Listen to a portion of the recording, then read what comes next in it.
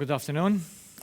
I hope you have eaten enough to fall asleep now. Yes.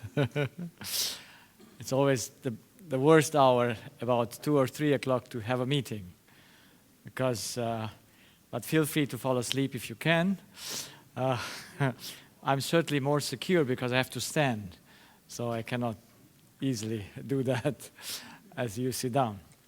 So we started last night about understanding us as we as human work.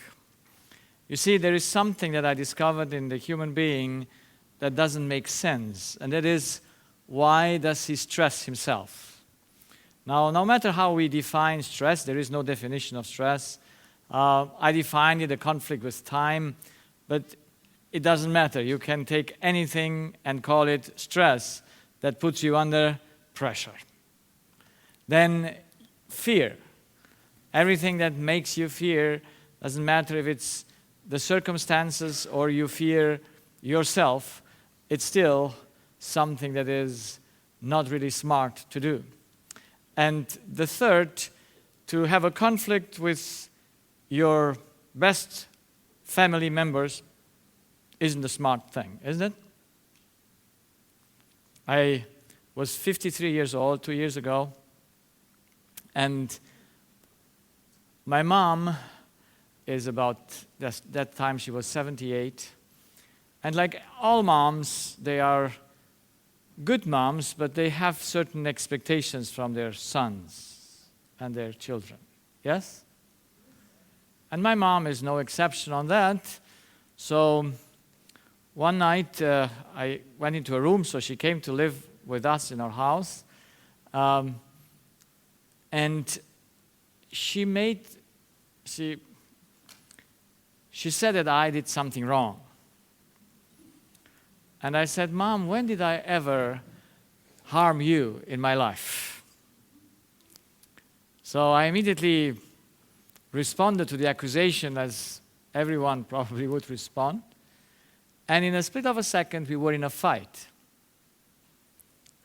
And I couldn't handle it. I was caught in that fight with my mom. But immediately I felt, you feel in a fight, you don't feel good.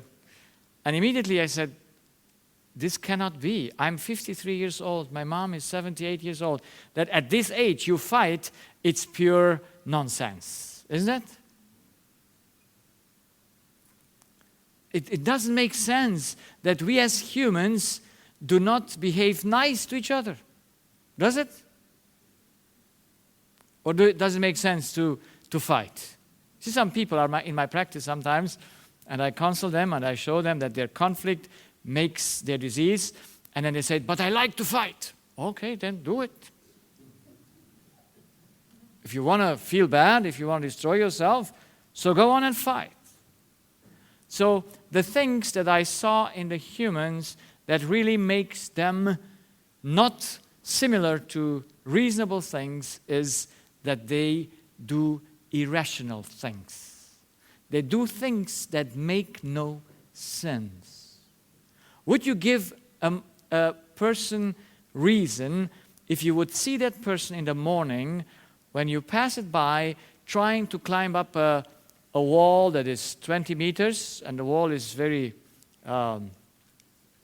steep, and you find him in the morning trying to climb up that wall, and you come at midday and you find him climbing up that wall and he doesn't get it, and you see him day by day doing the same thing, would you give him reason or not? No, it doesn't make sense to try things that are impossible. But this is what brings the human being not only in physical sickness, but twisted his mind, is that he wants something that is in him by his abilities impossible. And I said to myself, as I saw this in all my patients, I say, where does this come from? Why do we have no solution for this irrational way of thinking, which ends up in irrational way of behaving? And what I came up was that we are ignorant about ourselves and of the laws of nature. You see, we are the only species, to say so, on this earth that can look into a mirror and can question itself, that can look and say, hey, how do I look? How is this thing? We can look inside of us. You know, we can cut us and say, in anatomy, and say, oh, you have a heart here. And you see, no cat can do that. No monkey can do that, if you want to take the neighbors. I mean, no one in an animal world can look into himself, but you can. You can analyze. You have the ability to do that. And imagine you have an ability and you don't use it. You just remain like the animals, going with the motions, never understanding what is wrong and why do you do what you do. So this was what challenged me in my practice, and that I wanted to know what brings people into distress, what brings people into situations, and what makes them sick. And so in this way, you never can find out things if you don't search for them. Do you agree with me? And there are certain things you cannot search in books, because the books don't write about it. Or if they write it, I could take the Bible, everything I saw in my patients, everything I discovered, and I will share it step by step how I came to see it. I saw it first with my patients. Then I understood the Bible. Before you read, you have no idea what you read. It's just a book with 7 seals. Yeah, it's nice, but it doesn't help you practically. Because what I saw in my practice was, it doesn't matter which faith you have, you still get sick. Why? Shouldn't some people that have the better way to think, the better way to live, have no diseases? Or maybe not those that all others have? I mean, so this is why I had to start to study. And all that I studied was, I had to understand how does the mind work. And we started last night, and our mind, like our body, needs information.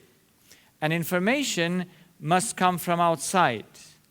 And words, studies, experiments, observations, theses, hypotheses, or whatever we encounter with, are a carrier of information. That is, your reason must extract, like I hope you see this balance here, might put that information on a scale and see if it is truth. And if it is truth, you take it in, and if it's not truth, you leave it out. The human being cannot believe anything that is a lie except he believes it is a truth. Yes? Now, if people believe a lie, being convinced it's the truth, how can you convince them that they believe a lie? Easy or not easy? Not easy, because it's subjectivity. Yes, what we think, spiritual things, or what are subjective. Who will say that he got the truth? Now, our mind was so made that it only accepts the truth. And so there are only 2 ways of interpreting everything. It's either your subjective estimation, that you make yourself the scale, or for every information that you read, you must have a scale by which you interpret it. And this is why we need to know by what can we know the truth and by what not. So this is as an introduction, because our issues are mind issues, are thoughts issues, and not physical issues. So let's see the 5 things that I started last night that we want to study in order to put our mind on a base that no one can move it, an objective foundation. The basic law of nature is self-evident. No one needs to explain it to you. It's there. It needs no interpretation. The way the human being was built, its structure and its function is self-evident. You have nothing. You cannot change it by anything you do. You can just see how it works. By what power we work is self-evident. And what power sustains the function is also self-evident. You don't need to go to school to know that you need to breathe oxygen, do you? Or to drink water, or to eat good food. So all those 5 things, we are going through them, and what takes us the most time is understanding this here, because I found that even though I studied 10 years medicine and also 5 years residency, I didn't know nothing that really matters about man and how he works. So let's go into it. We repeat the law, and I always will repeat the law because we are ignorant of it. The law of this universe is self-evident, and it shows that nothing can exist out of itself. And nothing was made for itself or himself, not even you. Yes? You were not made for yourself. So that's why the fundamental law says everyone needs to take its power from outside because he has none of himself. He must use this power, but the power he uses is never for him, but it is for him to give it on. So the taking is the input and the effect is the output. And how many particles of this universe functions like that? All of them. There is no thing. Now we cannot see the whole universe, but we can see our Earth. And you will not find on Earth a particle that does not have an input and an output. There is none like that. And you will not find a particle that is not active. They are all active particles because they are moved by a power to do some action, and everyone partakes and takes in order to give. And of course, there must be a source from where everything is taken on. The next thing that is important to understand in the law is that all laws are function in a circle. So everything where it starts, it also ends. Okay? That's so basic that I wonder sometimes, because why do we not teach our children in school very early how things work as a whole? Then you don't need to separate chemistry from physics, because as a whole, it all makes sense. But if you separate them, you just learn things apart from the connections, and you get lost, like I got lost always. Today, understanding the principles of the law, I can speak of everything, because you know that everything works the same way. So let's ask you, where do all the blood vessels start? You know something about your body? So where do the blood vessels start? They start in the heart, yes? And where do they end? Well, that's not the truth. If it's in a circle, they end where? Also in the heart.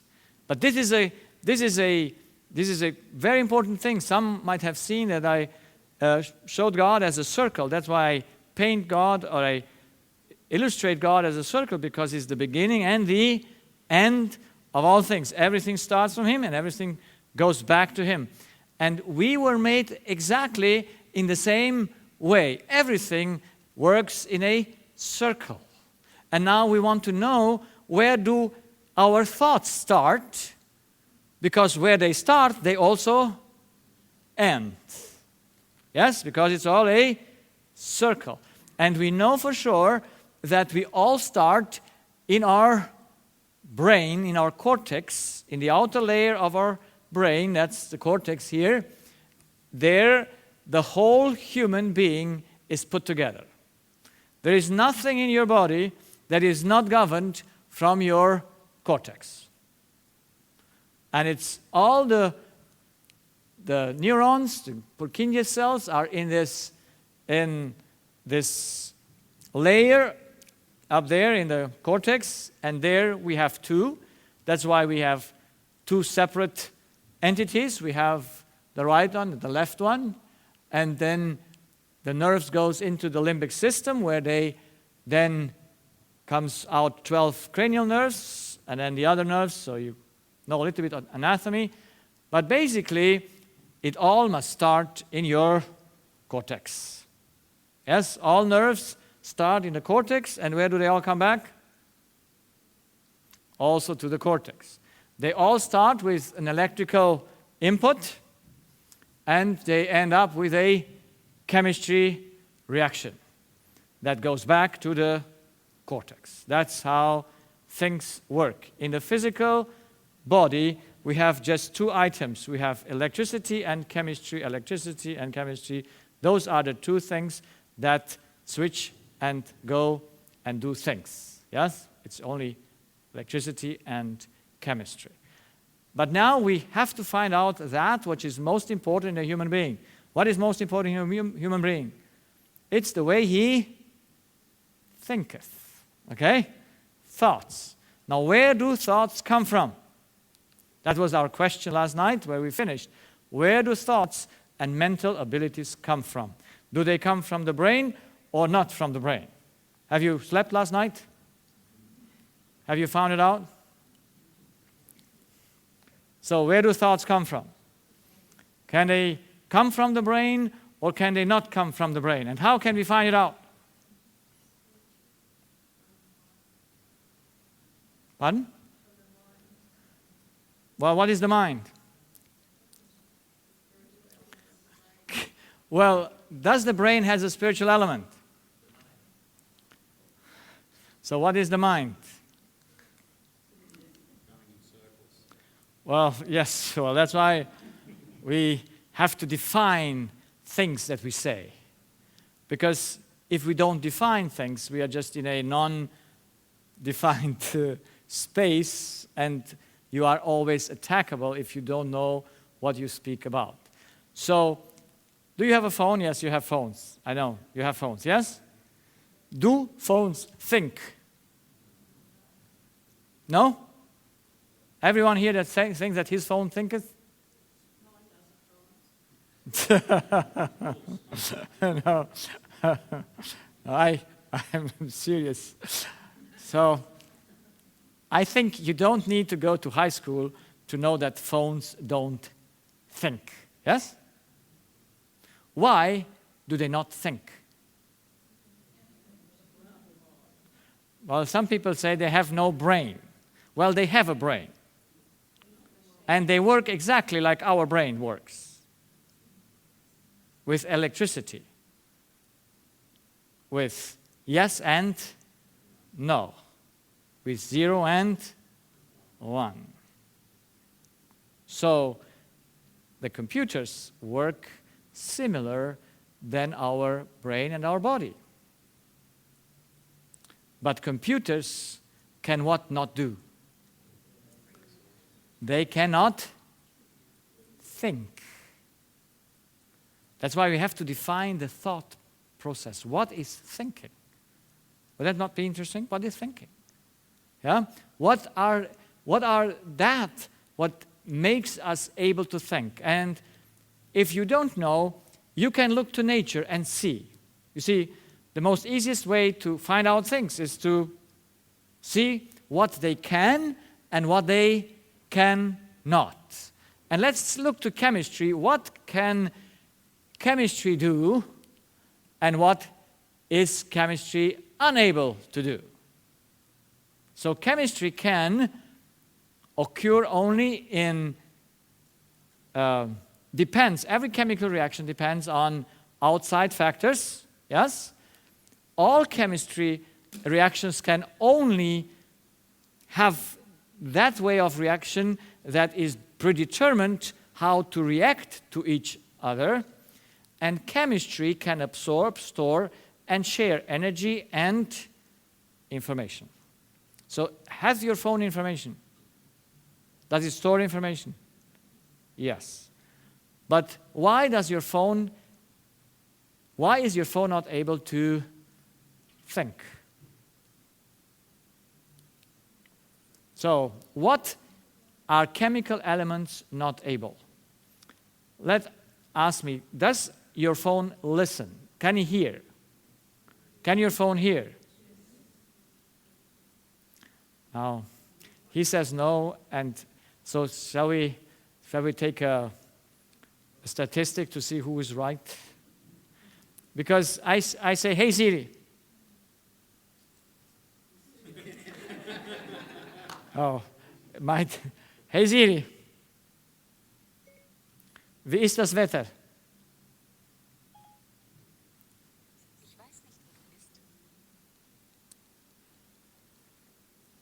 I asked her, how is the weather? And she said, I don't know where you are. Okay? So did she hear me? Pardon? So does a machine hear or not? It records and responds, but hearing is not a process of chemistry. Yes? So don't get fooled. Does your phone see? Can your phone see? You see, he opens with my face. Can he see me? Now, friends, I'm talking to thinking people. So you cannot get fooled by a camera, can you? Can a camera see? Now, let's come to your eyes. Can your eyes see?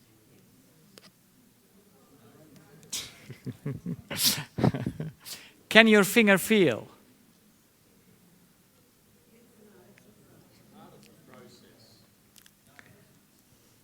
It's only yes or no. There's nothing in between. Yeah, I like yes and no answers. So can your finger feel or not? No, of course not. So, can your phone feel? But why does it move when you? It's just a chemical reaction, no feeling at all. Does your phone need love? Do you hug it sometimes and say, oh, okay, poor phone, I'm sorry, I didn't kiss you today, I will give you a kiss. And yeah, you do that with your phone? Don't tell it us if you do it, but it's still something that makes no sense. Because it is chemistry. And chemistry has no spiritual ability. What are spiritual abilities? And they are exclusive spiritual abilities. So let's look to them, a few of them. So spiritual abilities is feeling. Yes? Feeling is something that only a spirit can do. Never something physical. Choosing, only a spirit can choose, never a chemistry. A chemical item can never choose, no matter how perfect it is put together. It cannot make any decisions. It cannot destroy itself. There's one of my main arguments that humans are more than matter because they can destroy themselves. There is no matter item in this whole world that you can see that can destroy itself. It's not possible. It must always be done from outside, according to the fundamental law of all things. So if you can destroy yourself, you cannot be matter. Or only matter, to say. You must be more than matter, because matter cannot destroy itself. It cannot have consciousness. It cannot have cognitive abilities. It cannot have morals. Do you have morals? So where are they located? In your frontal lobe?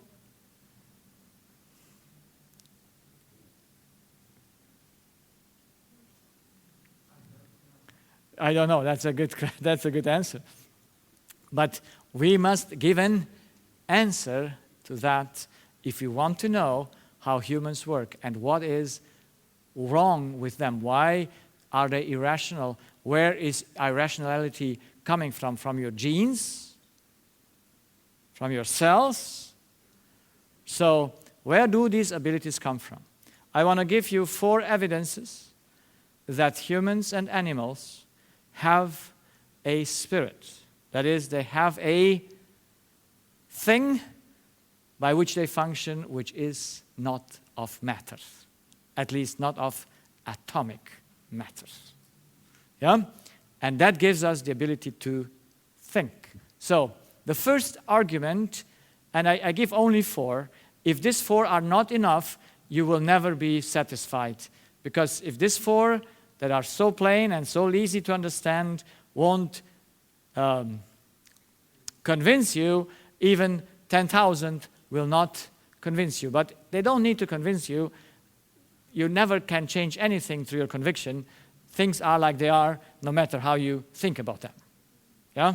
So we just want to find out how we are made, no matter if we can accept it or not. So animals and humans have spiritual needs. So they need liberty or freedom. They need safety or security. They have curiosity or knowledge. They have understanding. They need orientation. They need loyalty, confirmation, joy, harmony. And I finish there with the animal needs, and I go here to the human needs. They have righteousness or justice need. They have a need for truth. They have a need for responsibility. The animals don't have that.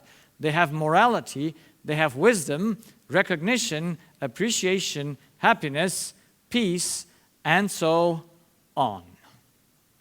And my first question is, and don't answer too fast, how many of your body cell needs these things?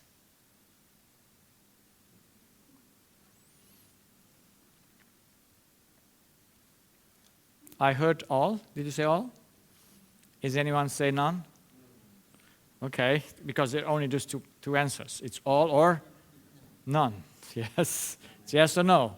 So, how many of your cells are working with liberty? And if they don't get liberty, they protest and say, I don't work anymore. How many of your cells do you have that? So, the first thing that I was thinking about was I didn't find a place in the human physical being for his spiritual needs. You can open the brain and you won't find a cell that is there that says, if I don't get freedom, I will not function anymore. If I don't get security, I stop functioning. All these things you won't have in a cell because in a cell has no idea of what is truth or what is responsibility, because what do you need in order to evaluate that? What do you need? No, the brain you don't need for that. I mean, we will come to the brain later. But what do you need for that in order to be able to evaluate what is truth, responsibility, what is loyalty, what is curiosity? What do you need for that? Thinking. Yes? You need thinking. And we said that a physical cell, a brain, cannot think. Okay? Like a finger cannot feel, and your legs cannot walk. Okay? Or can your leg walk? Can your legs walk? Yes or no? I hope you understand that they cannot. So we have so many spiritual needs, more needs than physical ones, and there must be an organ that demands those needs. And it must be an organ that can evaluate them and can protest when it doesn't have them. So, can there be a need that nobody asks for? And we don't find in a physical thing a spiritual need. We don't find it. In the physical, we only have hunger for food and thirst for water, but could we have that without a body? Could we have that without a body? No. Our body needs it, so he must be satisfied with it. And can there be a need without someone examining it and see if it is satisfied, if it's the right thing or not? So what you eat, does your body examine? I mean, not in a conscious way, but in a subconscious way. Does your body examine your food? I mean, I give you an example. I bought a nice German steel chainsaw. Yeah? Is it a chainsaw? Yeah. Steel, Germany. That's good work. So I bought that, and because I had some trees in the backyard, and I have fun doing physical work, so I bought this, and I started to cut, but when I cut and I finished the first tank, I searched to put some new gasoline in, and I found only the gasoline that I use for the mown lawnmower. Yeah? Mown lawnmower? Yeah? So in that one you put just normal gasoline, but in this one you have to put gasoline plus oil. But since I have certain way of thinking, I said, if I don't have another bottle, it must be this. Because I say I put all the bottles together, but the bottle with the oil and the gasoline went under the mown blower, so I didn't see it, so I used the gasoline for the mown blower to fill up my tank. And it worked for one tank. It emptied, and I filled it up again, and then I tried to, and it didn't work. And I said, this is a German thing. At the second time, it doesn't work. So I went the next day, because it was evening. I can only work in the evening when I come from my practice. And I went to the shop, and I said, what kind of a thing is this? Because it doesn't work after the second time. So the man said, what did you put in? And I said, well, what it needs, Oh, he said, you didn't put in the right gasoline.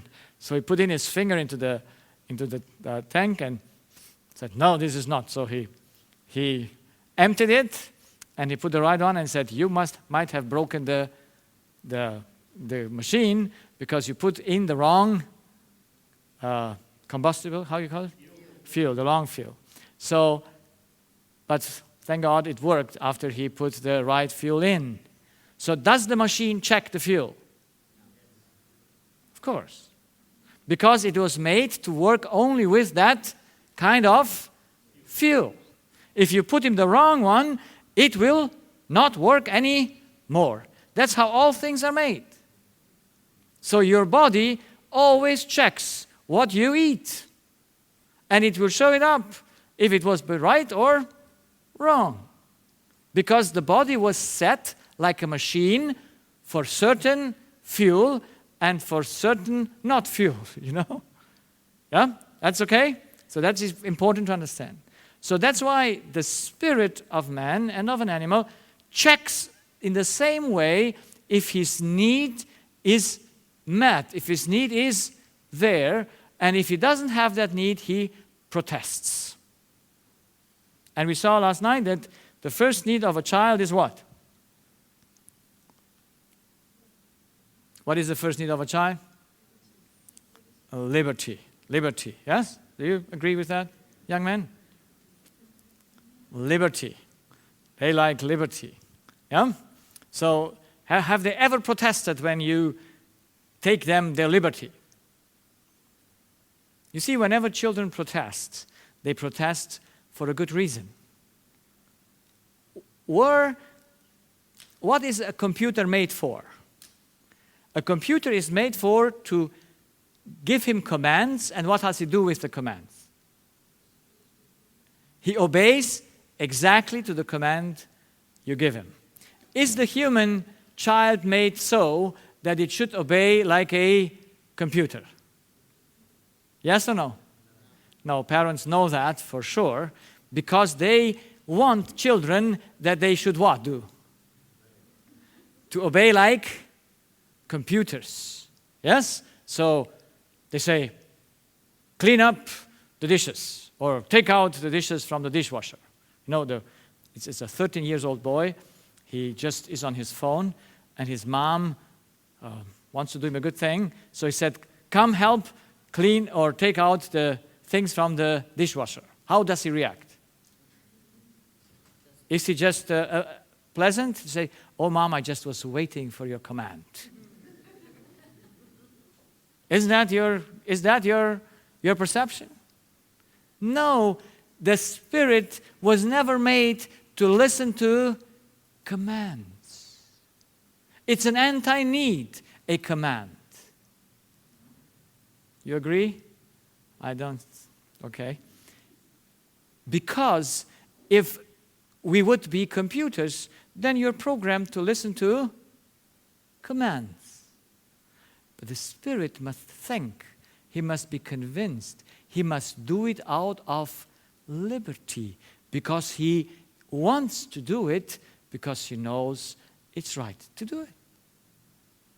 So that's why children react aggressively to commands, especially to spontaneous commands. So never surprise your child with spontaneity. Give him a task and leave him alone. And then see if he has fulfilled it or not. Don't kick after him, Take the evaluation after. And then you ask him, okay, why did you do it like this? Or why did you not do it? Or, because you have to convince a spirit. A computer, there is no need for convictions. That's why we have a need for liberty. And liberty means you want to do it because you agree to it, and not because you are forced to do it. If not, you get some good, yes, rod, yeah, what is this? Reward, yes. So, the first thing is, we have no place in the human body for his spiritual needs. But does he have the needs, or does he not have these needs? Does he have them? He has them for sure. Does a dog have them here? Yes? What is for a dog more important? His food or his love?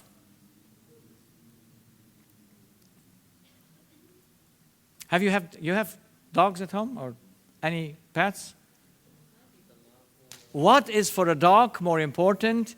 Is it food more important or love more important? Pardon?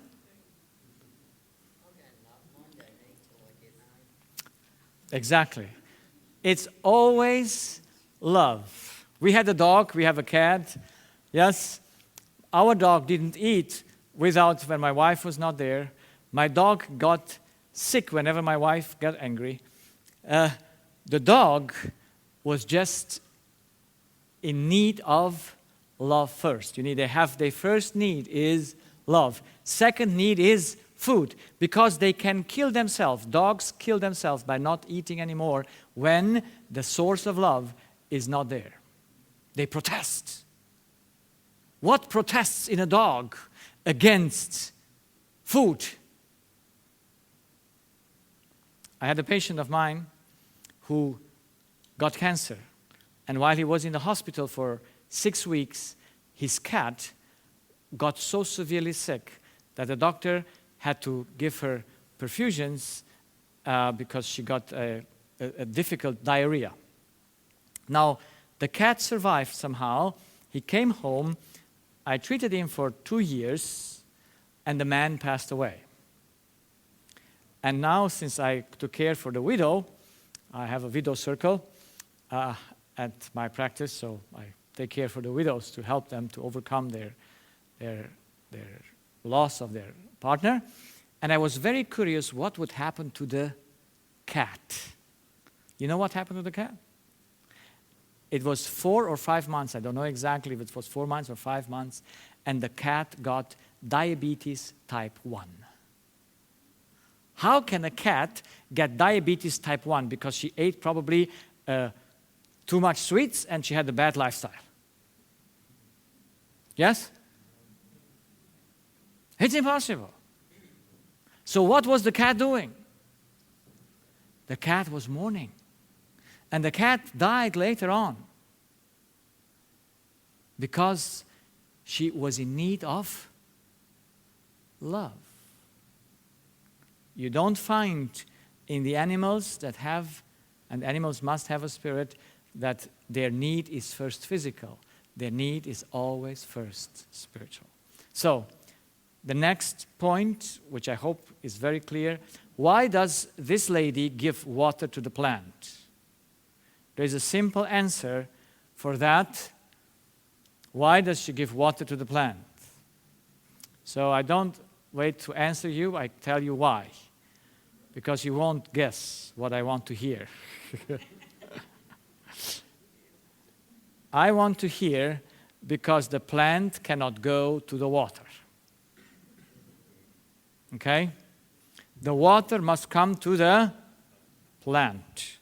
In the plant world, and this is what I always like, general things, general rules.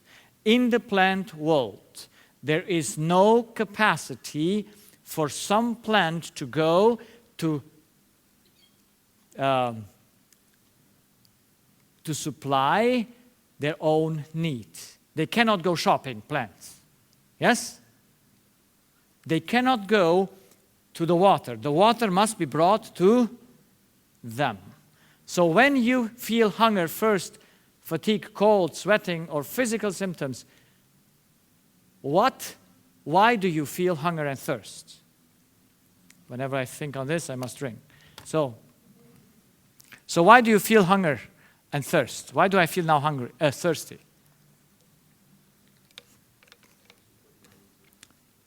The body needs it. Why does the body make thirst? To whom is the thirst addressing? Who feels the thirst? Well, your spirit must feel the thirst because only a spirit can satisfy the body's need. Now, when I drink, where do I drink? In the body or outside the body?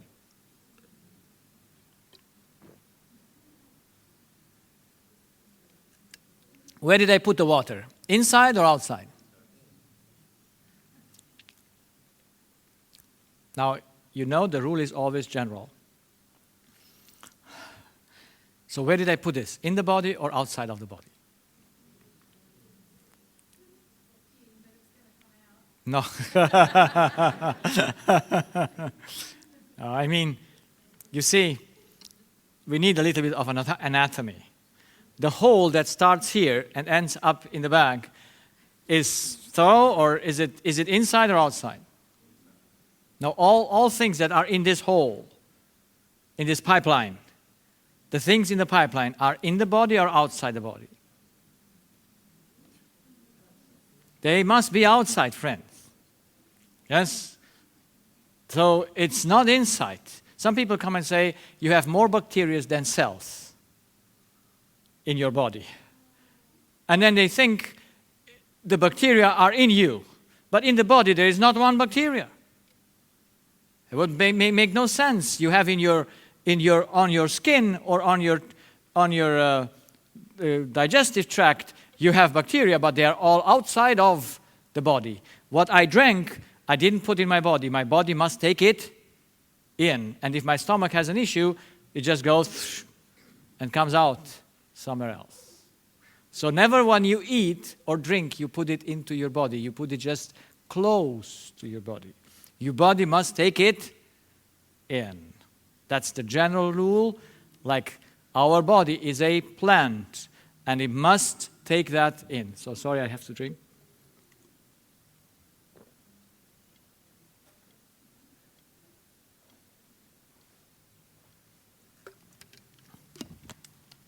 So, who did give to my body the water? Who did give to my body the water? My spirit.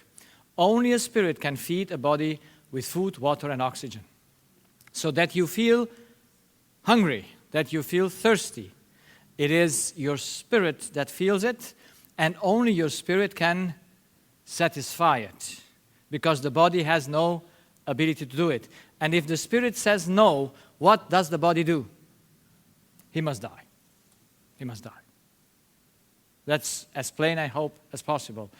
That you can supply to your body his needs is because you have a spirit or a mind. Okay? So, the third proof that you must have and see in you is there is a hierarchy between the spirit and the body.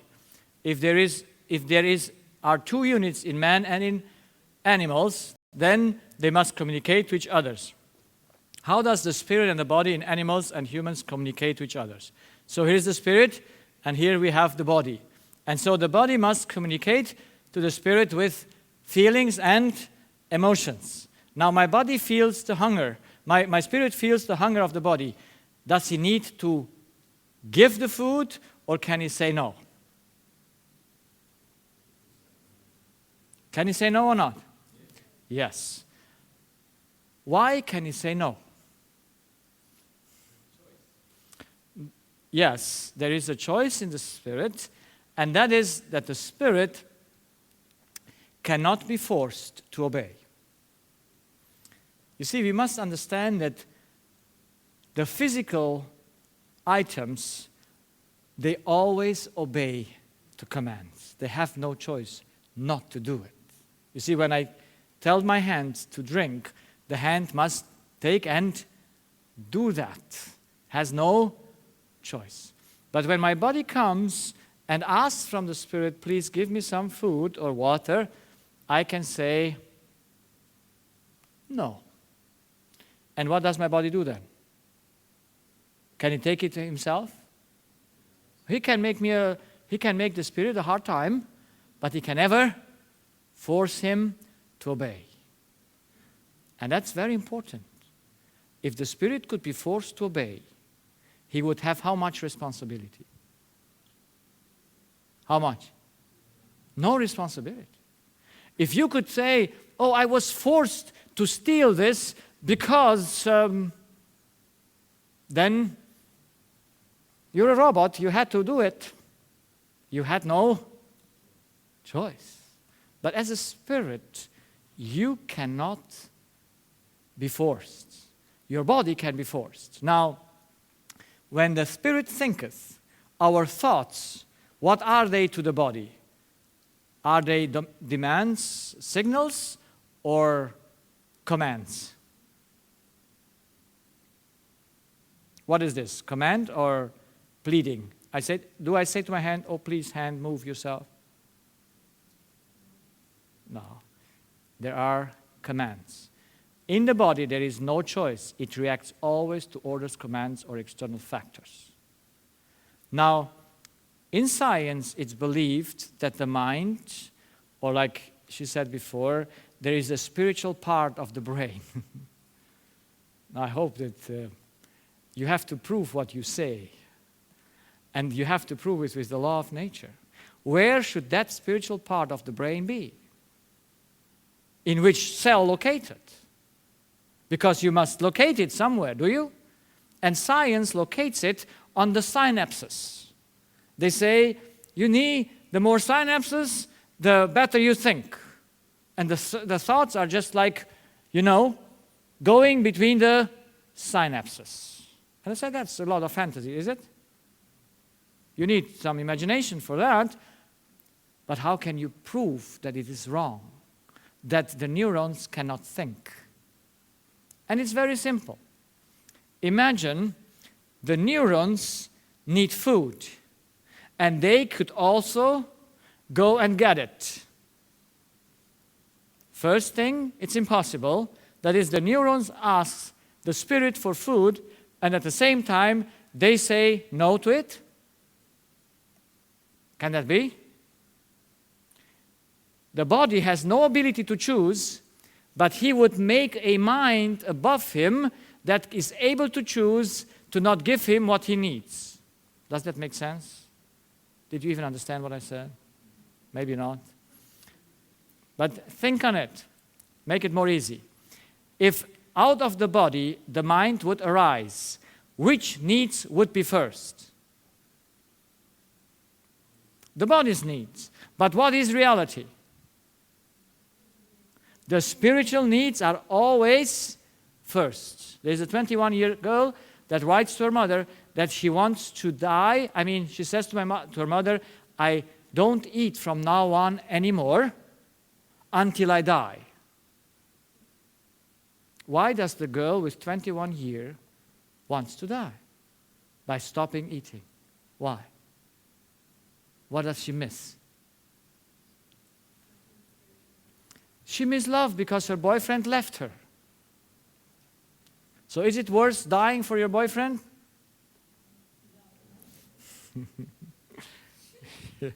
You see, the problem is that you don't know what you do.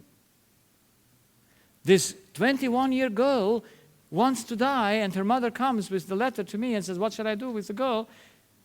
Because the boyfriend left her. So what is more important in a 21-year person, love or food?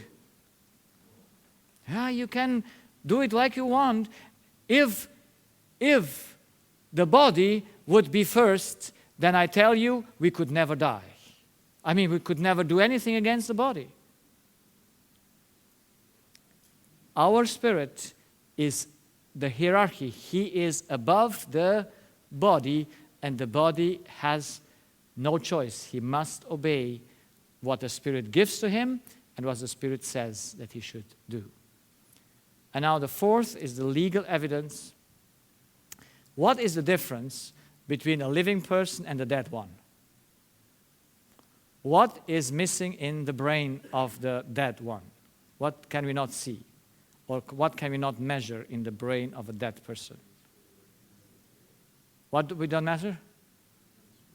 Well, chemistry we don't measure. What can we not measure anymore? Electricity. There's no electricity in the brain. There's no resuscitation anymore. When there's no electricity in the brain, the person is dead. Now the question is, if the brain needs electricity, where does that come from? Can the brain make its own electricity? Yes or no? You know the law. Can anything make its own fuel? Yes or no? Do we have one evidence that someone can make its own fuel? No. So who makes the electrical impulse to the brain? And the only way to have that electrical impulse, it is the decisions of a spirit that leads on the whole machinery of the body. By law, the brain could never give its own impulse. Your finger cannot give its own impulse. It must follow the command of the spirit or your mind.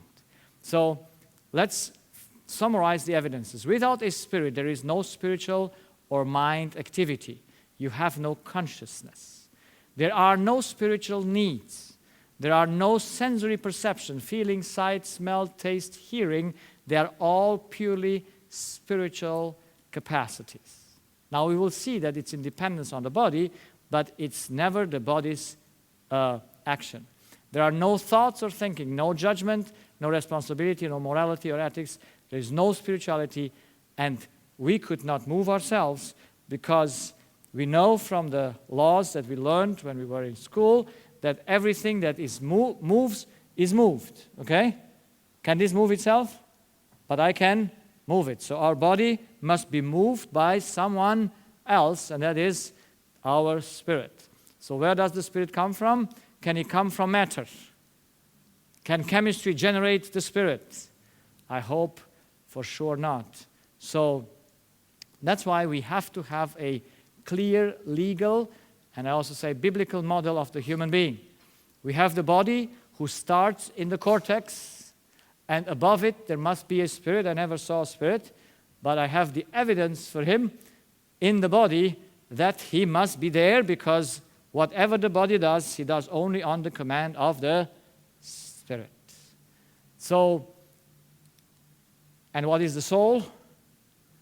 The soul is just the combination of the cortex and the spirit. I compare it with the piano and the player. The piano is the body, the keys is the cortex, and the pianist, yes, the player is the spirit. What is the soul? The music, okay?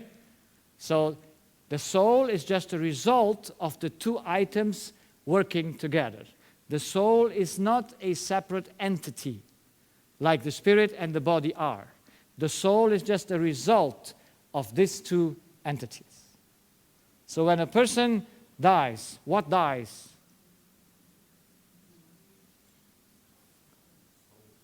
It's only the soul that disappears. The body goes back to the earth, the spirit goes back to God, the breath of God, and the soul is gone. So that's very important to understand if we want to know that. Now, let's see how they work together. Because can we think without the brain? No. So now we have the difference. We need the brain in order to think, but the brain does not think. We need the vocal cords to speak, but the vocal cords cannot speak. We need the fingers to feel, but the fingers cannot feel. We need the eyes to see, but the eyes cannot see. Okay? Is that clear? We need the legs to walk, but our legs cannot walk. So, we have the eyes in the body, but they are connected to the cortex, and they send the signal to the cortex. The spirit picks up the signal, and he makes out a picture out of that. That's only a spiritual capacity. Only a spirit can see. Nothing physical can ever see anything.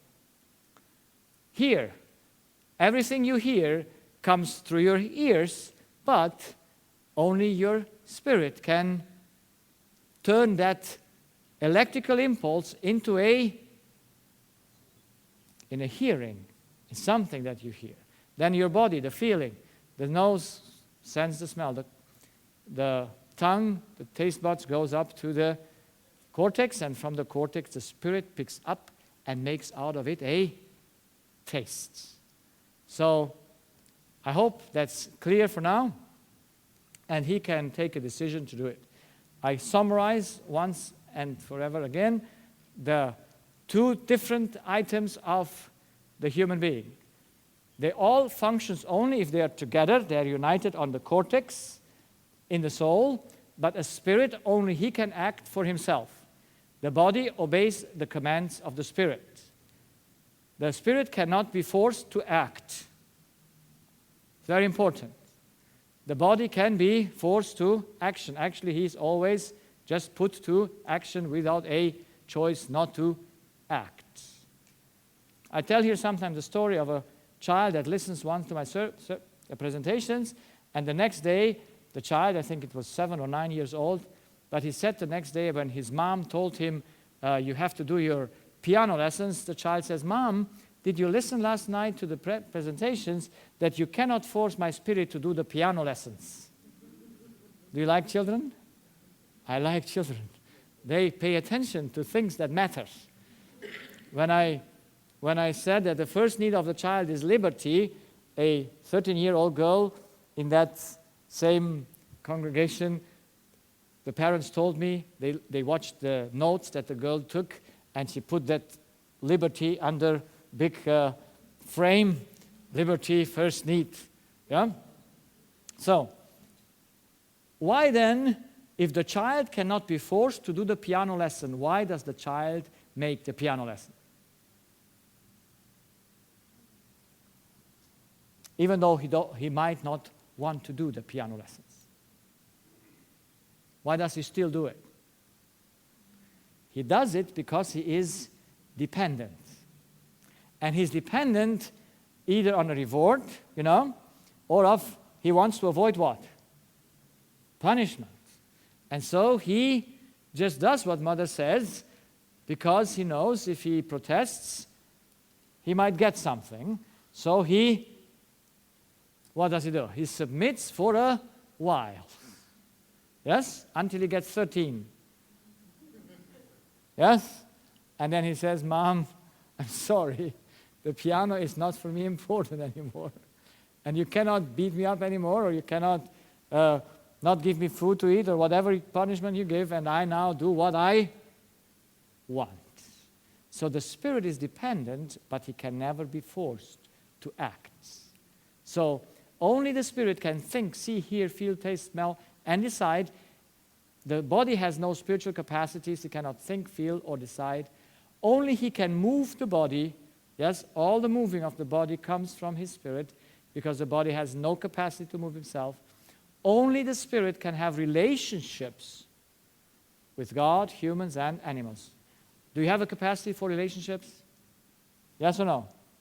Yes. Where do you have your relationships? In your body or in your spirit? Are they visible or invisible? The bonds that binds us together, are they visible or invisible? They're invisible. They're pure spiritual. They're only just in our imagination. But are they strong bonds? Yes, you will see how strong bonds they are. You never see them, but when someone passes away, you see that there is such a strong bond that it kills the other one that still is alive. So the body can store and deliver information, but he has no capacity for relationships. Now that was the theory. I hope we all understood until now what is that. Maybe one more repetition from the Bible. God took the earth and he formed a human being out of it, and he gave him the breath of life, and it became a soul. Out of the earth it became a very complex body, and out of the breath of life it became even a more complex spirit. And the spirit is the one that connects himself to the source of love that is God. So the same way I put this here now, the cortex, the spirit, the thoughts, and the soul. Now let's go a little bit into, oh no, I have one more. Yes, and then it's important that the spirit is the one that connects to God. It's not your body that connects to God. It's only your spirit that can have a connection to spiritual things. Yes? So, now we have 5 forms of life that we know. We have plants. We have animals. That was our cat when she was a little baby, and she was sweet back then, but now she's grown old, and she's, I don't touch her much. And this is a family from the internet. So, so what do they have all in common? They're all of chemistry. Do they have all in common chemistry? What does it take plus chemistry to make a plant? What does it make plus chemistry to make an animal? What does it make plus chemistry to make a human being? What does it make? So first, you need life in order to be a plant. It's a living matter, a plant. What does it need to be an animal? You need a spirit. You know that God created the animals like the man? He formed them out of the earth, and he blew into the nostrils the breath of life. Have you ever read it in the Bible? I hope so. So the animals have a spirit like man, but he has less needs. That's why they have not the same ability than we have. So the animals are a living soul, and man has a spirit with more needs, but they are also a living soul. And what are angels? Angels are spirits. An angel is a spirit. And what is God? God is a spirit. Yes? So everything that was created and every matter that exists is the result of a thought. Whose thought? God's thought. Okay? There is nothing that exists. Look around of you. Do you think all these things that exist here are the result of a thought? Or thoughts? Yes or no? Did someone that built this, did he need to think to build this? Or did it just happen by no thinking? I hope that we understand that the spiritual comes always before the physical. The physical is just a result of the spiritual. Now, in a soul, they were made to co-work together. In an angel, I don't know how it works, and in God, I don't know how it works, but we must know for sure how it works in us. If we want to know ourselves, if we want to know where to do the surgery, you see, there was a gentleman once, he had a clogged nose, and his nose was blocked, and then you go to the doctor, and no matter what doctor you are, you look into the nose, and you don't find a straight nose. You know, they all have some angles there, and then you see that, and every doctor wants to help, so he says, let's put you on the surgery, we straighten the septum, and we make the hole bigger, because the Creator didn't make it big enough, and so that you get enough air. So he got the surgery, and after the surgery, and he came to me after 2 years of the surgery, he had dizziness. You know, the nose now was free, but he got dizzy all the time. Now I said, I know why. Where did he need his surgery? In the nose or in his spirit? So where do you need your surgery when you're sick? Yes, evidently. When we have something in your body, we cannot fool it. Because this was one of my first observation. You take out the tonsils, but the tonsils are not the issue for your disease.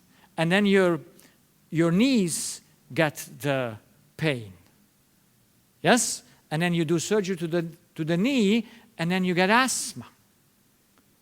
And then you take something for the asthma, and then you get a heart attack. We can never run away the way we function. We must know where does all things start.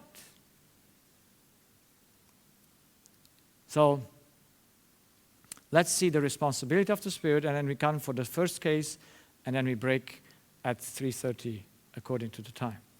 So, what is the responsibility of the Spirit in a human being?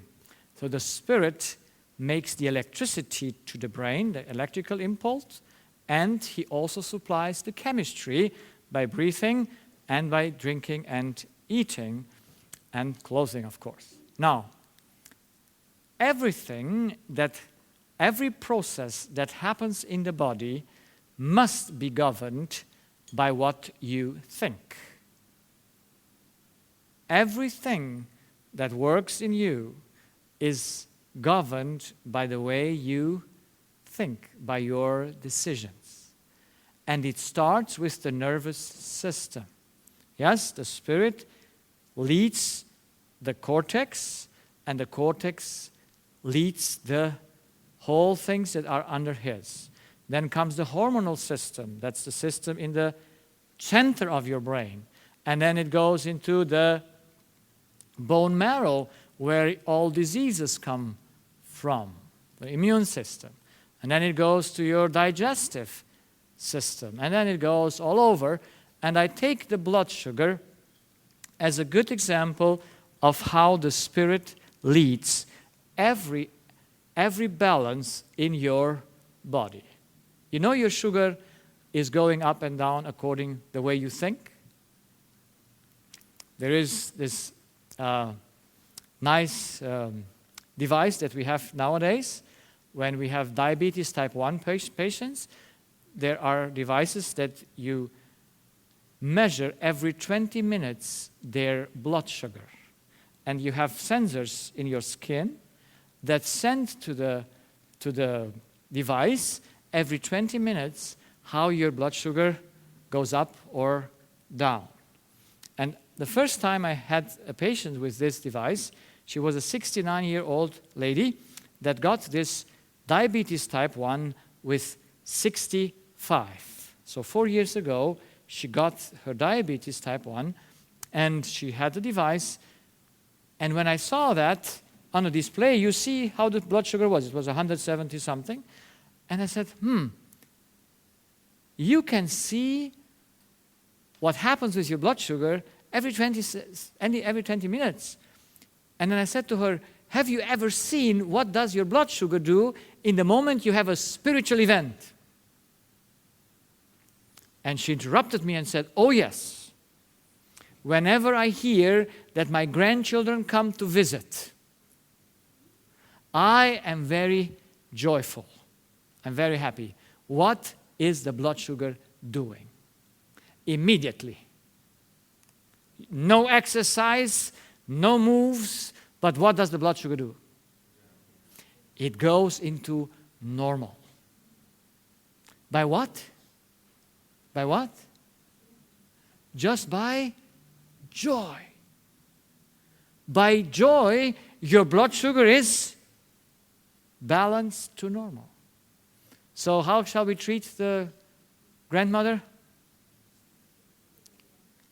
Give him the grandchildren, yes? So give her the grandchildren, and the blood sugar will rise for sure a few days later.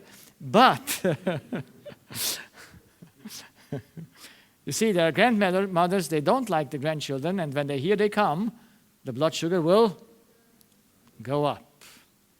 Blood sugar is one of the best things. If I would be an internal medicine doctor, I would just do all my experiments with the blood sugar, because today, blood sugar is very, very hard to be balanced. So even in science, they came to the idea we must do psychotherapy with them and psychoanalysis so that we lower their blood sugar. Because, yes, they have no clue where it comes from, but you must understand that everything that happens in your body is the expression of what you think. Yes, the body was set to function like a computer, but it needs someone who guides him. And joy is something that balances everything in your body. You know that Solomon knew that? You know that Solomon knew that? He lived 3,000 years before us. And he said, a merry heart is good like a medicine, and a broken spirit dries up the bones. And you know what he meant by bones? It's the bone marrow. He knew exactly where diseases came from, and he knew that joy would heal you. And you will see when we go in the next hour in the subconscious that it's always sadness that makes you stress, that makes you anxiety, that makes you to do conflicts. If you would never be sad, disease could not happen in your body. Isn't that nice? It's sadness. That's why I find it interesting when the Bible says, Paul was also a good doctor, he says, be joyful how often? Always. Imagine if you're joyful always, nothing can destroy your body. And when we see how the subconscious work, we will see that's only two things. Is joy or the opposite of joy that is in our life that counts. So the Spirit leads everything. If you have a lack of, let's see, vitamin B12, where do you search the cause?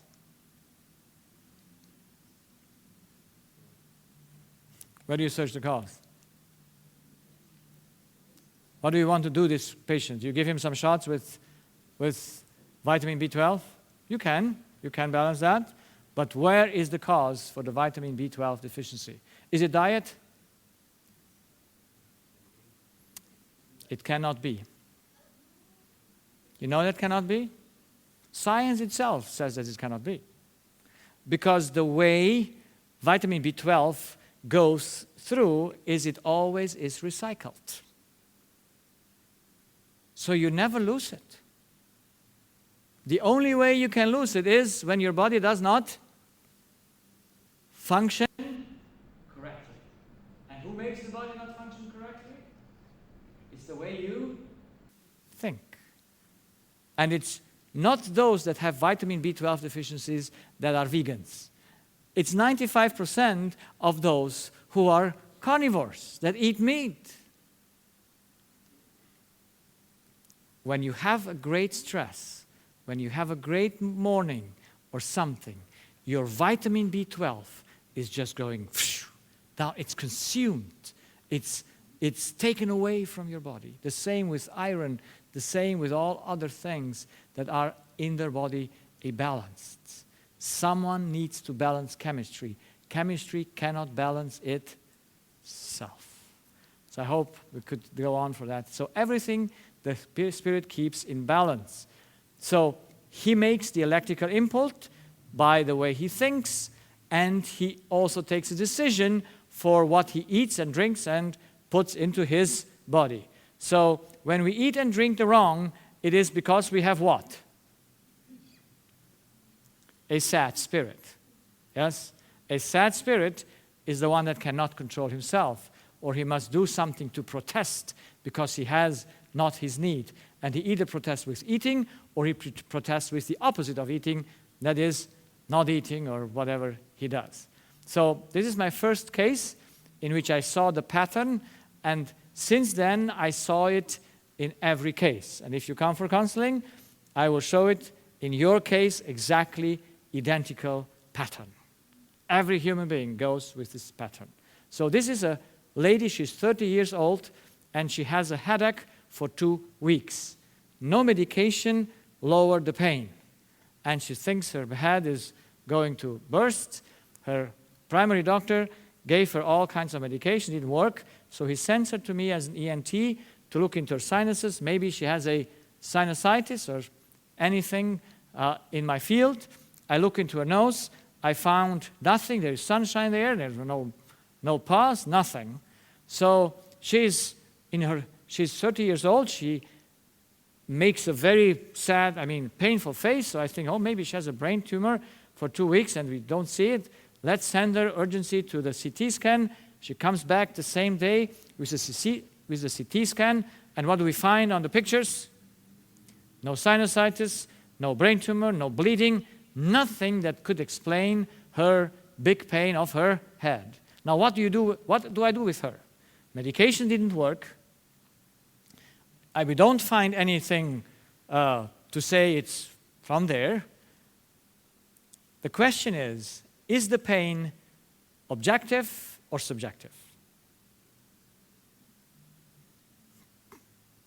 Is anything that we perceive subjective or objective? So, can you have pain just by imagination? No. Imagination can make pain, but you cannot imagine pain. When pain is felt, it's a chemical reaction in your cortex that comes from your limbic system. That chemical reaction is something physical. And it could also be measured in a functional MRI. In a functional MRI, we could prove that this lady has headaches. We could prove that. Now, can the body make itself his headaches? Can the body make himself headaches? No, if you say yes, it's not possible. So, we saw that last night, where the effect is the cause cannot be. There is no way in which the body can ever do itself its harm. You can leave this podium here and it will never injure itself. Okay? So nothing physical can injure itself. In this way, it's so important for you to No, when you have a physical damage, someone needs to have done it to the physical. Now, she did not fall down from a bed. She was not injured by any accident. There was no outside damage from a physical standpoint. And now, me as a doctor need to know, what shall I do with this lady? Would you like to help her or not? Yes. Can you help her if you don't find out the cause of her headache? Can you really help her? No, because for 2 weeks she already took the medication. Now, of course, you can put her in total anesthesia and you can, whatever you can do to remove some symptoms, but can you remove the cause by that? I don't think that's professional to just go against something you don't know what you do. And so I said, I must find out why she has the headache. So I asked her, what happened 2 weeks ago? And she said to me, that's why this is my first case where I see it, because it's such a simple case. She said, 2 weeks ago, I found out that my boyfriend betrayed me. So she has a boyfriend. She moved from North Germany to South Germany to be and live with him and maybe marry him. And now, after 1 year, she finds out that he cheats on her. Would you get headaches? Okay, why? So the lady is she under stress? Yes. Now, what makes her distress? Is it that he cheats on her, or is it just the way she thinks about his cheating?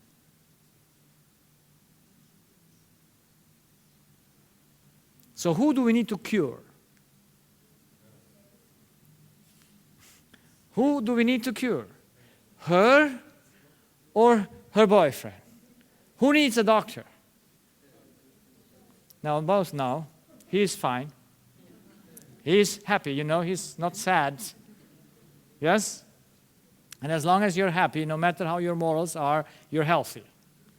Okay? If it's moral or not moral, as long as you're happy, your body doesn't know anything. He gets a good electrical shock, so to say. He gets good electricity, and everything functions well. No headaches. No headaches. So she has the headache, and you must treat the one that has the headache.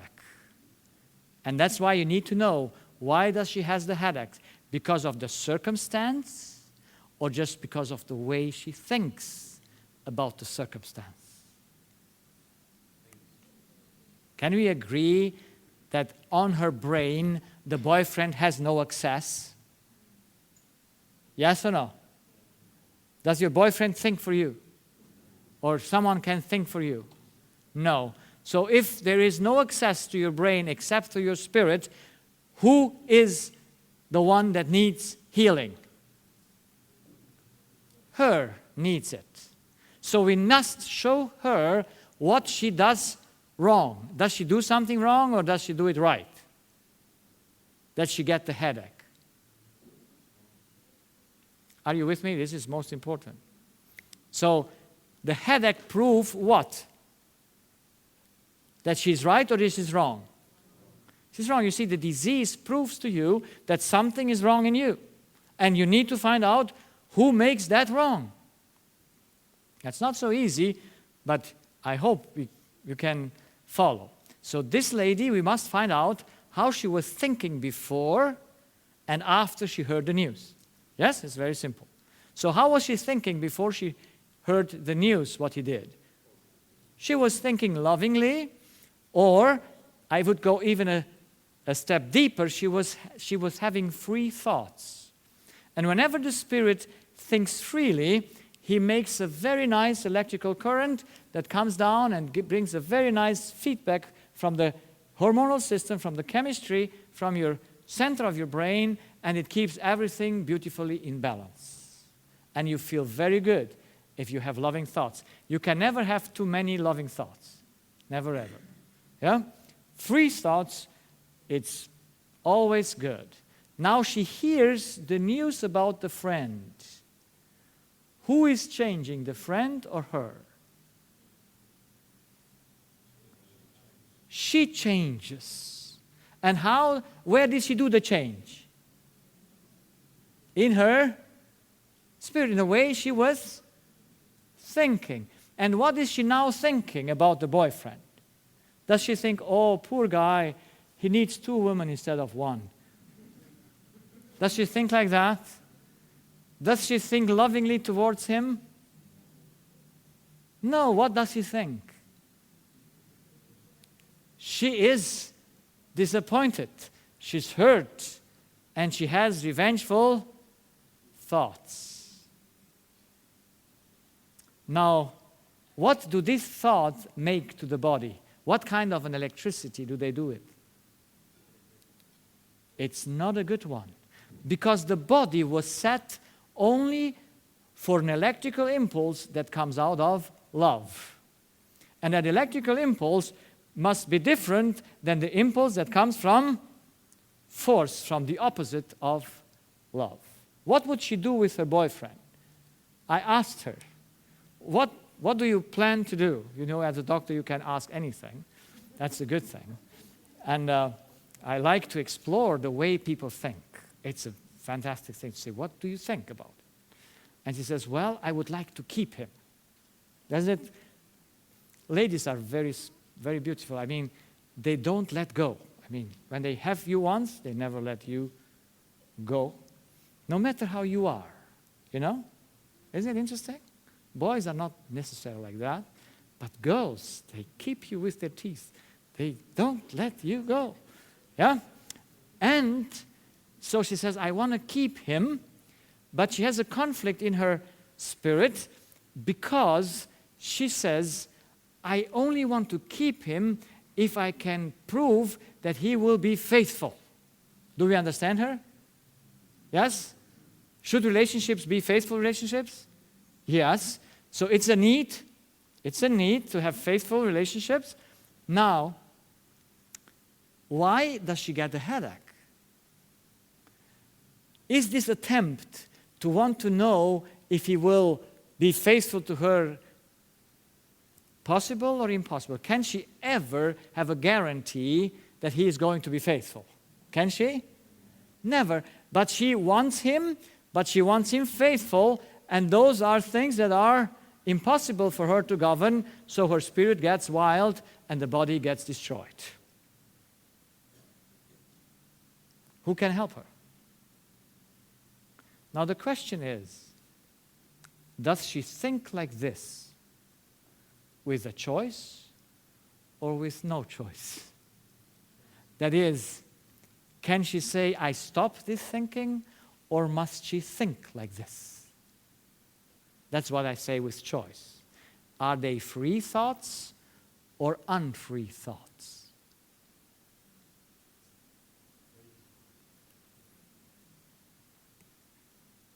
Now, I hear this answer very often, that people say, you have a choice.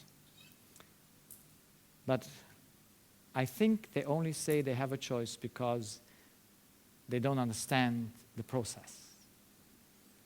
You see, have you ever got angry because you choose to get angry?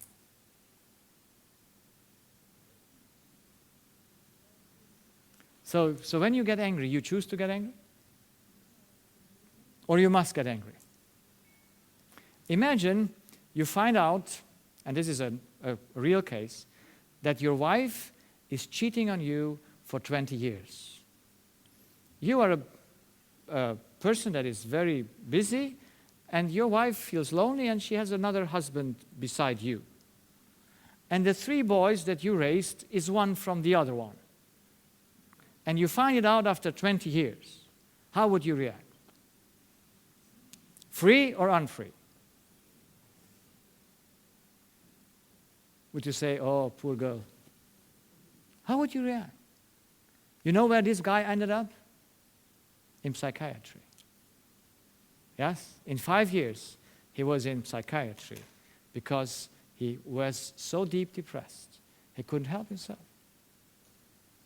And then you find the lady that finds out, it's also a case in 2010, no, in 2000, Yes, 2010, she finds out that her husband betrayed her since 1975. Because she found out that in his business trip, everywhere he was, he had a woman. And he has a secret bank account where he sustained his women. This is in Germany. Not Australia cannot happen. But, and now the man is old. He's over 70. He's not in the business anymore. And his wife finds it out, and he just shares all the truth about it. And she comes to me 2013 with all kinds of physical symptoms. And I asked her, what is she doing? Because I know the principle. She must be a prisoner of her own thoughts. Never to quit them, to shut them down. And she tells me the story, and she says, I cannot sleep anymore in the night. I must drive my car, and I look up to heaven and say, how can I get my peace? Tell me, does she do that by choice? Can she switch off and say, oh, my poor husband, what he didn't do it to me, it's all fine. Can she do that or not? I hope when the way you are set, you cannot do it. So you would be damned to what do? To destroy yourself. You see, the pattern is always the same thing. We have spiritual needs. You have a need for faithfulness, you have a need for righteousness, you have a need for truth, whatever that is. And you think that someone steals your need away. You are confronted with an anti-need. And then you get upset to that. And who has the disease? The other or you? You. Isn't that unfair? Yes or no? I mean, it's unfair. Why do not the evildoer get sick? It's always the victims, and the one that are not doing nothing wrong, they get sick. So there is something I found, and you will see in the human spirit that is an error. And this error makes us to calculate the information the wrong way. And by calculating, interpreting it the wrong way, we must destroy our body. And if we destroy our body, we also destroy the whole human being. So the issue of disease is a conflict for your spiritual needs. And we'll see it even goes deeper for your purpose in life.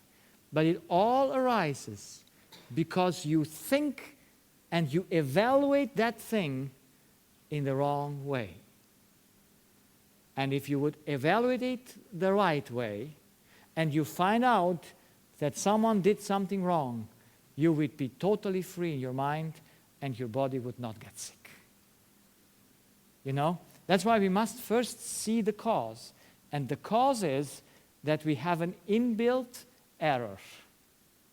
And the error is in every human being the same, and we'll see the next hour, the error in our subconscious, so that we can address it. Because how easy would it be for this woman if I tell her, look, the problem is with you, not with your boyfriend? Would she understand that? You see, I have some of my congregation in my church, even though I'm once a year in my church only because I'm so often traveling. Now this year I had to be even on Christmas, not home, because usually I have the sermon in my church on the New Year, Sabbath and the New Year, because I'm home because there are no meetings then. But now God made a change. So some people say, I don't come to you because you will say the problem is with me. Because everyone comes and say the problem is with whom? You know, they are the poor victims. But I tell you, if the problem is not with you, there is no cure for your disease. But if the problem is with you, then there is a cure for that. If we eliminate the error that deceives you to think the wrong way and give the wrong electrical impulse to your brain, by which you must destroy it and everything that is on it. So it's a very nice thing to understand ourselves and to know why we do what we do, why we get upset, and why that makes us sick. And if this lady doesn't change her mind, in 5 years or in 10 years she has cancer because she did not get off the error, because she believes something that can never be the truth. So let's go into our break with one question. Don't give the answer, but when we come back, we might enter that question. Did he, by being unfaithful, hurt her or not hurt her? So don't give me the answer now. Just think about it, and then we come back and see if what you think is the truth or is an error by the law of this universe, by the fundamental law. We can check everything if it's an error or if it is a truth. Thank you for listening. We will have questions after that, and we will have some break now. Yes? Until 4 o'clock.